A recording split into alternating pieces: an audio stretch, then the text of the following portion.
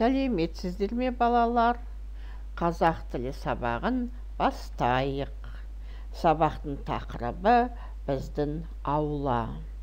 Тема урока наш двор. Біздің наш аула двор. Бірінші тапсырма. Тыңда, қайтала. Первое задание. Послушай, повтори. Мынау аула. Это двор. Аула үлкен.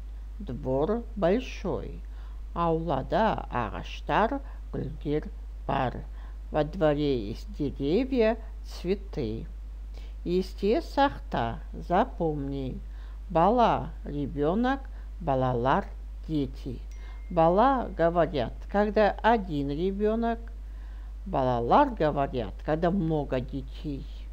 Жұлдыз, звезда, жұлдыздар, звезды. Жұлдыз говорят, когда одна звезда. Жұлдыздар говорят, когда много звезд. Гүл, цветок, гүлдер, цветы. Гүл говорят, когда один цветок. Гүлдер говорят, когда много цветов. Ағаш, дерево, ағаштар, деревья. Ағаш говорят, когда одно дерево.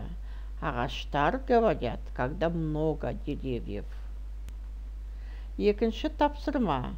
Толықтырып айт. Второе задание. Дополни. Аулада бар. Нужно дополнить это предложение.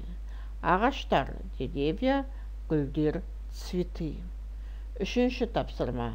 Тыңда, қайтала. Үлгі бойынша айт.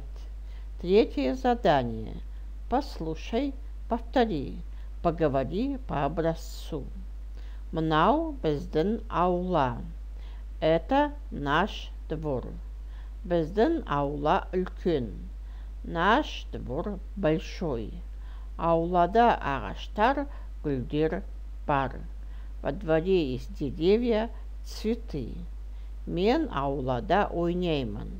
Я играю во дворе. Төртінші тапсырма. Сұрақтарға жауап бер. Четвертое задание.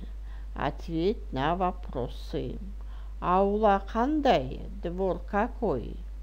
Аулада не бар? Что есть во дворе? Сен аулада не істейсің? Что ты делаешь во дворе? Балалар, демалайық.